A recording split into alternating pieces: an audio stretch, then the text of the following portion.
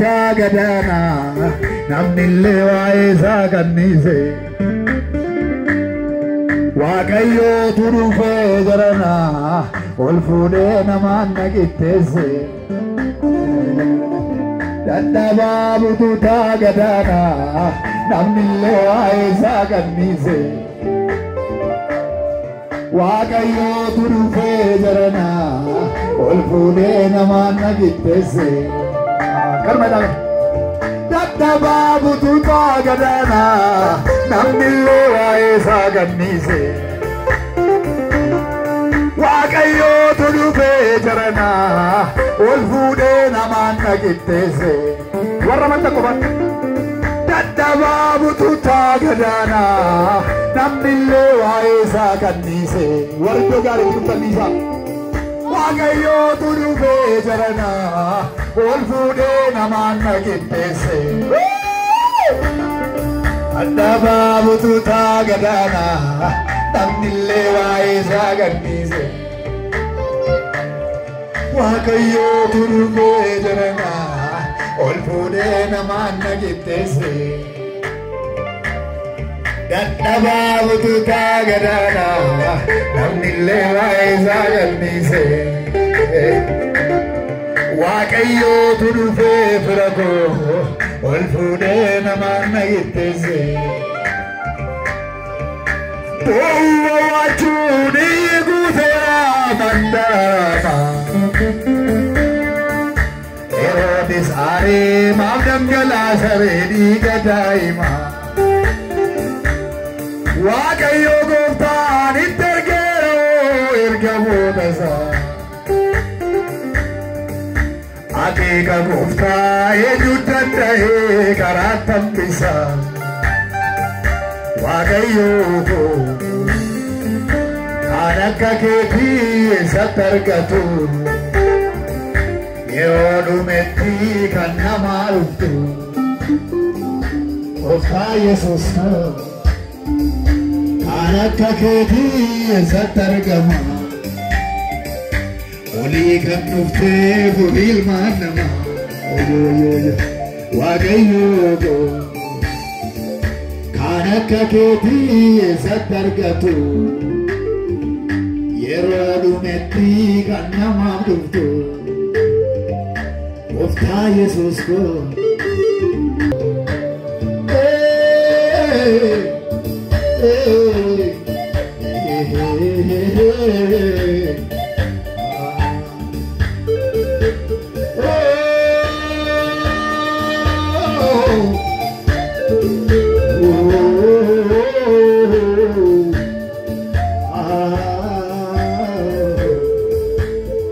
daddababutu tagadana namnille waisa kannise waaqayyo turufe jarana olfude namanna gittese daddababutu tagadana namnille waisa kannise waaqayyo turufe firako olfude namanna gittese yosina ebbisu dubbi ammarra deebi'ee dubbiseen kallattiidhaan gara dubbii waaqayyo daqiiqaa 30 qofa walii wajjin ilaalla. Lammaffaa Qorontos boqonnaa 2 lakkoofsa 15 17 dubbiseen gabaabaatti wajjin ilaalla amma waaqayyo nuuf ibse. Maqaa gooftaa Yesuusiin nan dubbisa akka jedha. Nuyi warra karaa baay'inaa irra jiranii fi warra karaa badiisaa irra jiraniifis foolii Kiristoos isa waaqayyootti urgaa'uudha. Warra karaa badiisaa irra jiraniif foolii du'aa isa nama ajjeesu.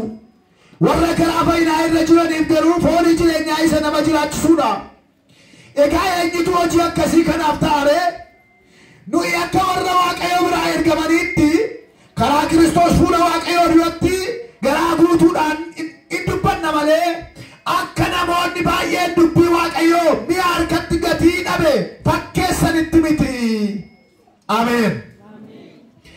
Dubbii kana kan dubbatu Phaawulos warra Qorontos kanaan dubbata.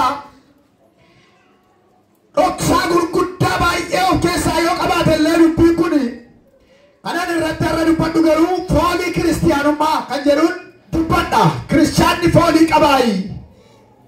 Maa inni foolii kiristiyaanummaa? Kiristaana jechuun maal jechuudha? Jechi kiristaana jedhu biyya Anxookiyaatti kan moggaafame yeroo ta'u, namoota Kiristoosin hin jaallannetu namoota Kiristoosin jaallataniif maqaa kana kenne. Hiikni isaa hordoftoota Kiristoos jechuudha. Kakuu haaraa keessatti kan moggaafame hordoftoota Kiristoos jechuudha. Egaa warri kiristiyaanotaa foolii akkamii qabu? Wangeelli waa'ee warra Kiristoosin hordofanii maal jedha?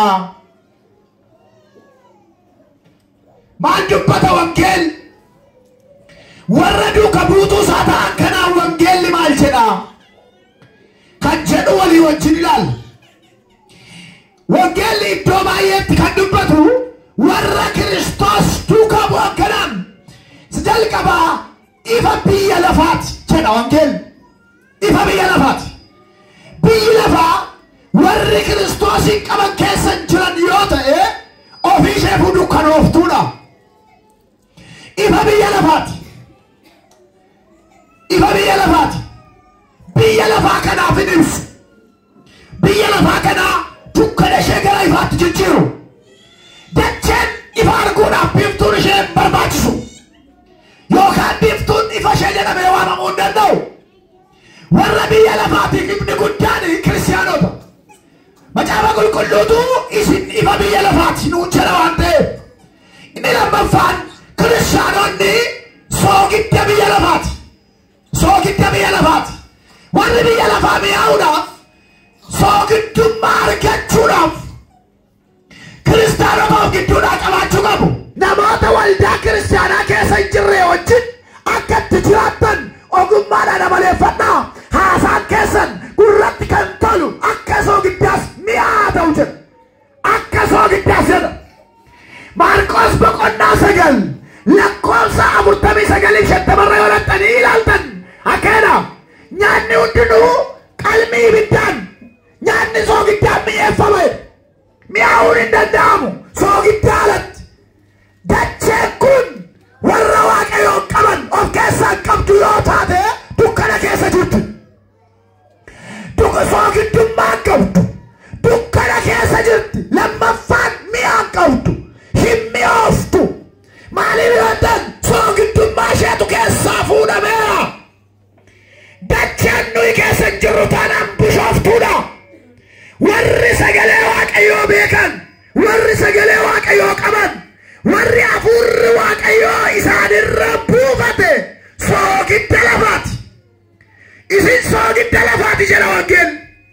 Soogidda lafaa jechuun warra dachee mi'eessan jechuudha.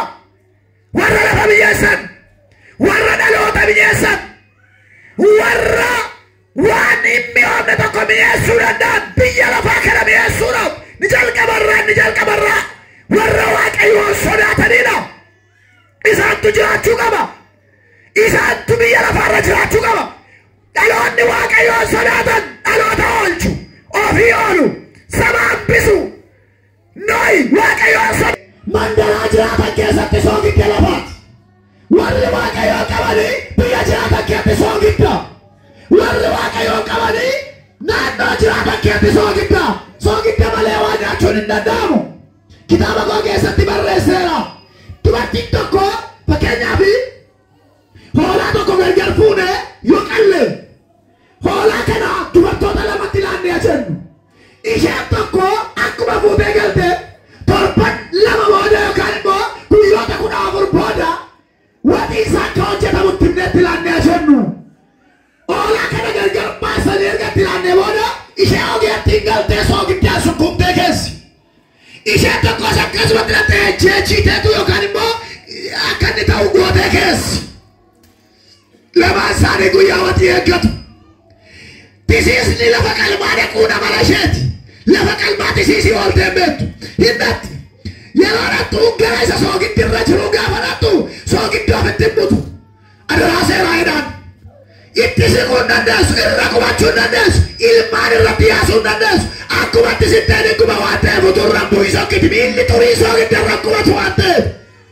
miili turii soogidda rakkubatu ishee lammaffaa bira gaafa dhaqu soogidda malee keessa waan ta'eef tisiisni baay'ee gammadde akka rakkubatteen sekendii muraasa booddee jijjiirrachuu dhaqa inni kun immoo maqaa baduu dhaqa yeroo yoo dhattanii gaafa guyyaan isaa geeggeeffutan lamaan isaa tokko miti inni kun gogeetu yeroo isaa eegee qoonxaa eegame maqaan isaa walama foon gogaadha himminyaa namatti kennuu isaa baay'ee ulfaata xinnoodha garuu minyaa oolsaa sababa waan ta'eef kan ishee sanaa garuu gadiyyaa gadi dheerata isa soqosa akka waan lubbuu qabu waan oolan kaatee fakkaata maaliif beektu ilmoolee tisiisaa keessaa lubbuu godhatee sosocho'a sosocho'a silaqa hundi hojiis badanii arraba siin badanii raammoon foonii nyaadhaa etteetu akka guutisiisaa tabbasti isheen kun maaliif kaambeettu soogidda malee geesse rakkoon foon lamaan gidduu jiru yookaan oolaa gargar baata gidduu rakkoon jiru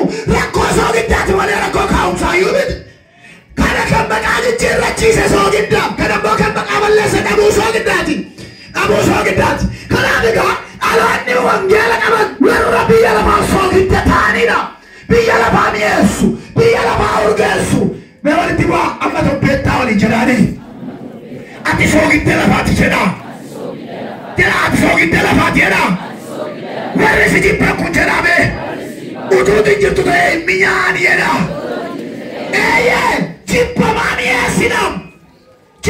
mi'eessina inni taanu warra eegamanidha warri Kiristoos duukaa moo kiristaanonni kun warra eegamanidha akkaanuma caafni qulqulluun uumamni hundinuu mul'achuu ijoollee waaqayyoon himmanii eeggachaa jirudha ameen jedhaadha uumamni hundinuu kan isaan eeggatanii mootota miti uumamni hundinuu kan isaan eeggatanii gurguddoota miti uumamni hundinuu kan isaan eeggatanii biyya lafaa miti warra waaqayyoo qaban eeggatu uumamni hundinuu mul'achuu ijoollee waaqayyoon himmanii eeggachaa jiru jedha himmanii eeggachaa jiru uumamni hundinuu warra waaqayyoo qabantu eegama ijoollee waaqayyootu eegama ijoollee waaqayyootu mul'ata kanaaf mul'achuu ijoollee waaqayyoon himmanii eeggachaa jiru itti fufee kan jiru inni 15 jiru nuyi foolii Kiristoos qabnaa jedha foolii Kiristoos qabu kiristaanonni foolii kiristaanummaa kan jiru irratti dubbachaa kiristaanonni maal kan jiru kan amma dubbatte amma gaa foolii gurguddaa sadii qabu kiristaanonni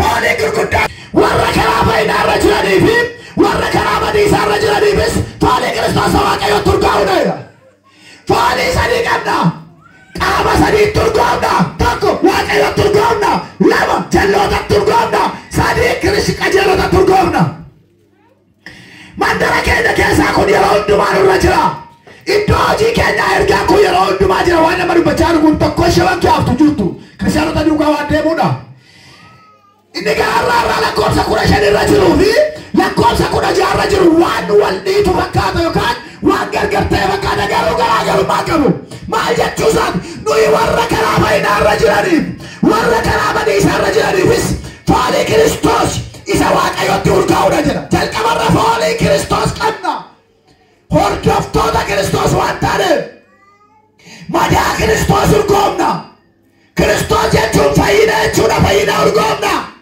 Kiristoos jechuun nagaa goleet isa gufachiisuudha gufachiisuu urgoomna hin gufachiifna Kiristoos jechuun isa qajeelchuudha qajeelummaa urgoomna Kiristoos jechuun waaqayyoo isa sodaatuudha waaqayyoo sodaachuu urgoomna Kiristoos jechuun waa'ee bantii waaqaaf hojjete Yerusaalemii urgoomna kanaaf egaa waaqayyootti urgaa'uudha 15 irraa waaqayyootti maal urgoomna foolii Kiristoos jedhu urgaa'u kiristaanonni eenyuufis qajeelotaafis jal'ootaafis waaqayyo irratti foolii tokkicha qabna warra karaarraa badeefis foolii tokkicha qabna warra karaarra jiraniifis foolii tokkicha qabna mee maal urgaa'aa irtaati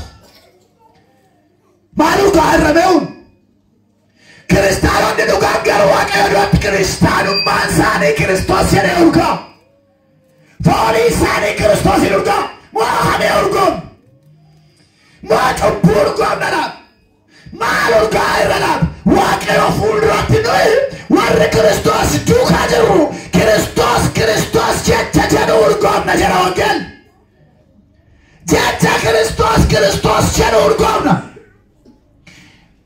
nama hundumaaf iyyuu kan warra badiisaas Kiristoos inni Waaqa duratti warra karaa irraniifis Kiristoos inni Waaqa duratti inni gosa nama turgoomnu miti isa Waaqa duratti turgoomnuudha fooliin inni Waaqa duratti ittiin turgoomnu foolii Kiristoos jedhu turgoomnu Kiristoos jireenya turgoomna Kiristoos karaa turgoomna Kiristoos dhugaa turgoomna Kiristoos abdii turgoomna Kiristoos jireenya bara jechuu dhaqee jireenya bara urgoomna Kiristoos iddoo qopheessuu dhaqee Yerusaalemiin urgoomna fuula Waaqayyoo duratti fooliin keenya Kiristoos jedha maqaa Waaqayyoof galannaa ta'u fooliin namoota baay'ee Kiristoos jedhee Waaqayyootti urgaa fooliin namoota baay'ee garuu waa inni Waaqayyootti beeka isaan beeku fooliin warra isa sodaatanii garuu Kiristoosummaa urgaa madaa cinaacha Kiristoos urgaa madaa barruusaa urgaa irra karaa badiisaa irra jiraniif foolii du'aa isa nama ajjeesu urgoomnaa jedha karaa badiisaa irra warra jiraniif foolii du'aatti urgoomna kana beektuudhaaf foolii keenya jallootatti badiisa jedha maaliif si jibbu beektaa sabara kee keessaa warra jibbamtan qofaan maaliif si lolu beektaat foolii keetu du'attuugaa karaarra kan jirretti hima ayyoo karaarra kaatan akka isaan du'anitti hima karaa Yesuus malee akka ta'e foolii keetti hima isaan immoo karaa Yesuus irra jiran maaltu turgaa kanaaf du'atu turgaa si arguun barbaadan si arguurra du'uu filatu maali kana maaltu narra kaa'in deemanii si dubbisuurra du'uu filatu namoonni tokko yeroo ati isaan karaa badiisaa irra jirutti karaarra gaafatti nattu siinoon uruun isaanii gaba ga'ee si bira darba fayyaa sitti hin bakkaatin si caalanii qabaatanii miti foolii du'aatutti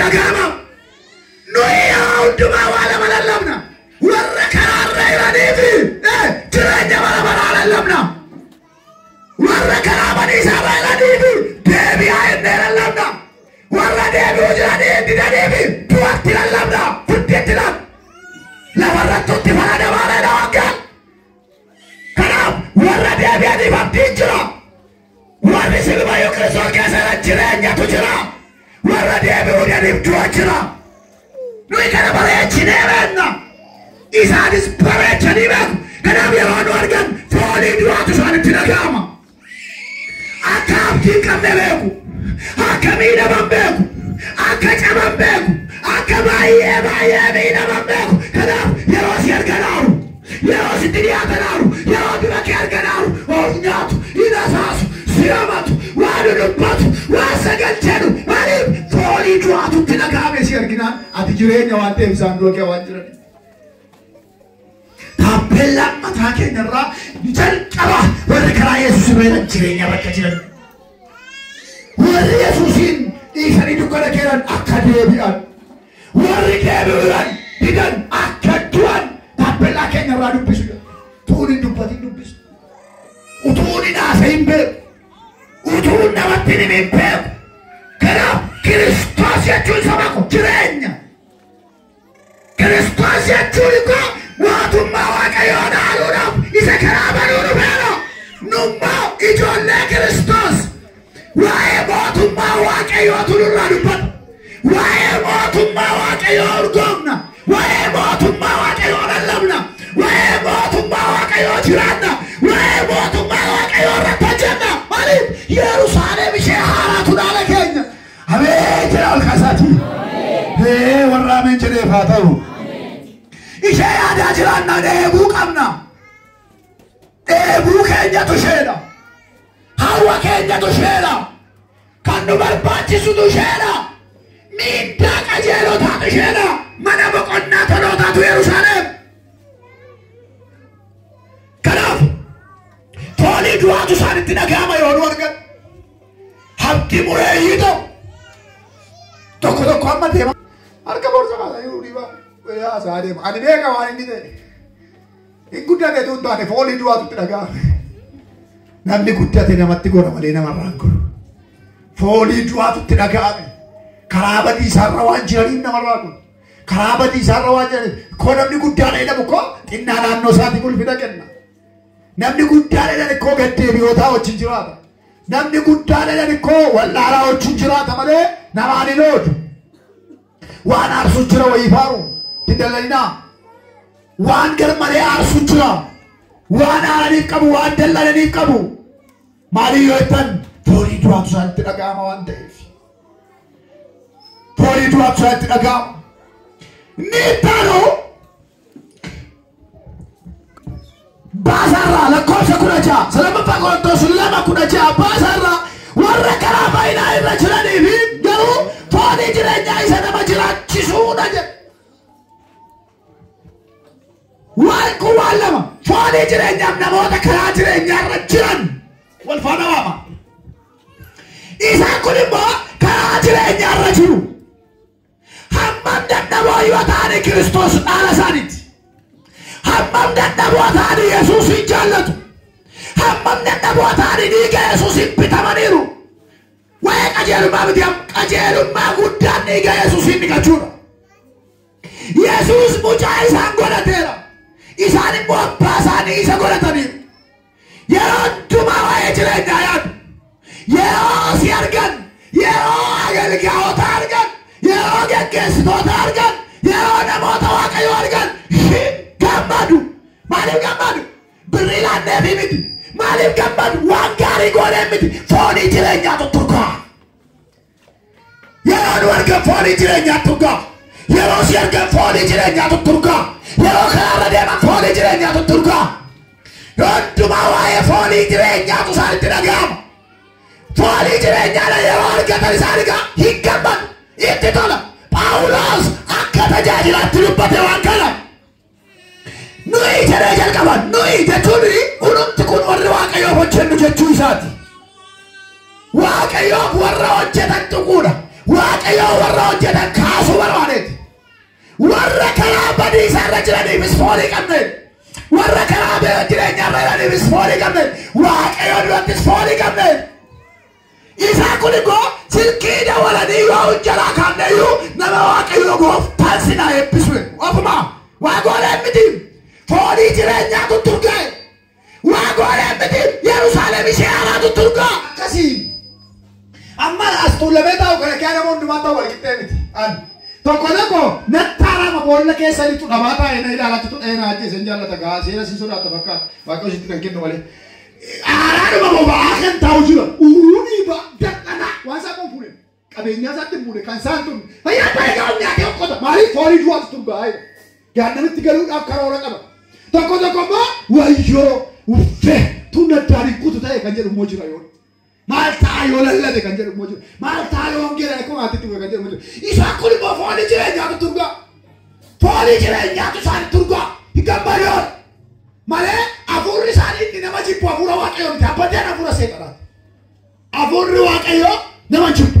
Kanaaf achuma teessisee warri kaan afaan afaan qabatan akka nama guddaa sokkuudhaan akka jedhu kuni jawweenu akka beekaa wayii sokkaa'u gochuuti nama barate wayii sokkuudha. Barumsi afura qulqulluu madaaluu barbaadu waldhaalummaadha doofummaadha.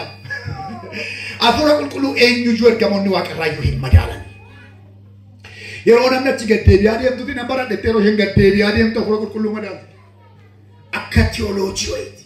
Akka xiqqoo ishee barachuu wayii akka godheeti. Yennaani dhibbatti afurri seexanaa si keessa waan jiruuf si kadhatamee sirraa hibatamu sirra iraan jedhe nama hunduu sodaateera. Akkamiin seexana cimaa sitti galee si keessa iraan jedhe.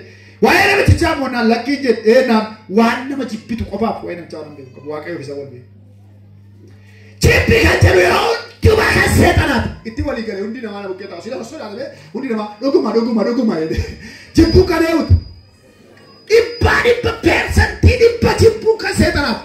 Nama tokko yoo jibbinu hojii isaa jibbina malee namicha jibbuu hin dandeenye. Fakkaattii Kiristoos namichi. Namicha jibbuuf aangoo qabu. Waaqayyoo jibbaa jedhu. Iddoo tokkotti jibbaa jedhu. Jalloota irraa hiikkadhaa jedha malee jibbaa jedhu. Namoonni baay'een jibbaa jedha. Qalaaxee godhii gatii jechuun jibbi jechuu miti. Yeroo hiikan itti deddeebiin kuftaa hojicha keettee jechuudha malee. Nanga qabaaf torban tokko fataadha gamma amma torban tokko nagaa. Ammas gaafa dhawee dhugaa. Ammas qabeef hin kadhadhaaf. Ammas bakka torban tokko mee shaanarraa hidhee yaa jedhu. waaqayyo sana eebbisaa beekiraane bakka isaanitti foolii urgaa'u jira foolii sitti urgaa'u jira taanaan foolii yeroo ijoollee waaqayyo ilmaa waaqayyo gara gartu foolii sitti urgaa'u jira taanaan hollaa kee oyyeetti hollaa kee gooftaa qabdu foolii ishee sitti urgaa'u taanaan ati mucaa waaqayyooti si jibbisiifti taanaan ati mucaa du'aati huqqattuun gooftaa qabdu cimaa gooftaa hin qabne caalti dadhabduun gooftaa qabdu mootota gooftaa hin qabne caalti biddeen nyaachuudhaan dhufa bifni jireenyi garuu Kiristoositti amanuudhaan dhufa malkii bareedaan nyaata gaariidhaan dhufa joortuu ishee fuutanii naqxanii yoo ta'u ballama bareechanii qallabda fataa itti eegaa achirratti lafa nama laalchifti jireenyatti garuu akkatti qallaban jireenyi garuu Kiristoositti maxxanuudhaan dhufa nama cimaa tokko nyaata qabu fuutanii naqxanii mana hidhaa akka darbatti tokko keessanii achumatti irraa kuttanii shiroo isaatu dhuubeechee bahee yoo laaltan isa mooza miti dubbistu jiru yoo lama tokko mee beektuni amma foonni kun biddeeruma deema biddeeruma kun kadhatu lubbuu gatee deema amma dhugaa amma dhugaa tadii baay'ee beeru taatatu saddeetii gee iji nama dhumaa lakkatti na ilaalu aariidhaaf yeroo beeraa nuti mataara bifa bada hundumtu aari nama godha iyyiin nama godha akka nama godhu kun biddeen lafarraa jireenyi garuu Kiristoositti maxxanuudhaan dhufa Kiristoos keessa dhokachuudhaan jireenya bara baraatu dhufa sanumaa dubbisee kanumaan xumura nuyi ammas lakkoofsa badu nuyi jechatti kan baay'inatti tolti nuyi akka warra waaqayyo biraa ergamaniitti karaa Kiristoos fuula waaqayyo duratti garaa guutuudhaan dubbanne akka warra waaqayyo biraa ergamaniitti fuula waaqayyo duratti garaa guutuudhaan dubbanne amma jireenya bara baraa ugaala labnu yeroo tokko waan hidhamee jiraannee dhuganu seetani gaafa hundiinne balbala kudha lama qabdi meetirri ishee akkas dheerata waan inni yeroo barsana dheertee beektuuni yeroo sana meetirri ishee maachee kaa'amee jira fudhata waanis keessa bal'inni ishee illee kaa'amee jiru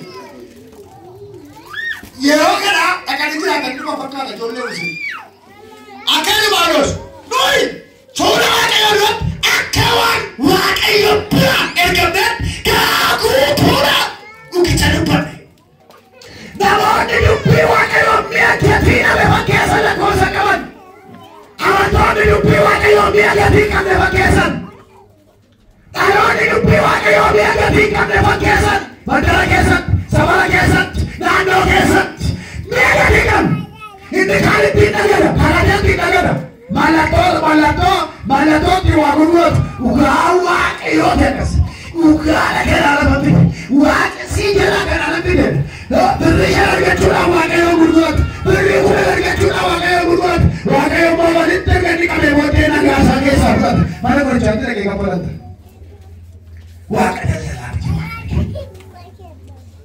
mi'a gatii qabne godhane ittiin dhagatu ittiin wal fomu ittiin wal goyoomsu ittiin dhagaamatu dhugaa warqeedha kanaati dhugaa waaqa jiraatati kanatu akkasii maaliif akeelu saayikolojiin mallattoo kakaa mallattoo sobaati kakaa baay'ateera taanaan shakkiidha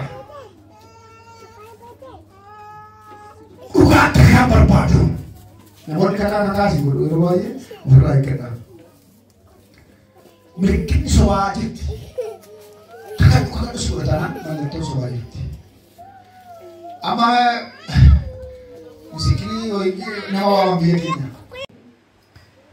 karanda kalabada labase kalabadoni gola labashia namoonni waa kadhatu jiruufadhaa kadhadha kadhannaa dhuftan miti kadhadhaa kadhannaa dhuftan taanaan kadhadhaa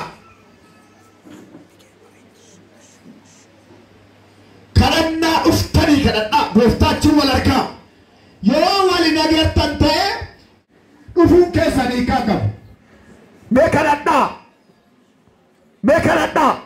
na arki jedha gooftaadhaan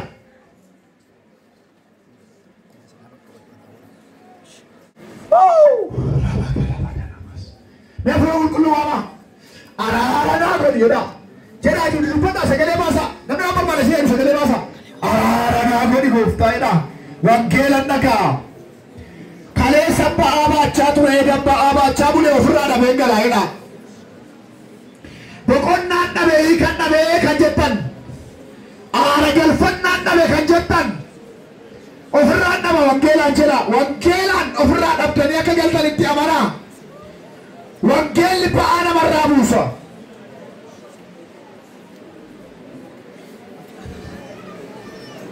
Hee baaraadiyaa araara kana dhagam. Natti dubbadhu wangeela kenna gaa'edha. Cubbuun koos hin daangessillee cekoodha. Jela ani waan fidu qabu yoo gooftaan dhufe malee. Dubbiin koo waan jijjiiru. Dubbiin gooftaa koo garuu waan jijjiira. Haasaa namaati haasaan koo waan jijjiiru. Haasaan gooftaa koo garuu waan jijjiira. Roba laba sega dala torra bagila piana tarra jana sandala badia. Waan jijjiira haasaan gooftaa. Waan jijjiira hafuurri abbaa koo Yesuus.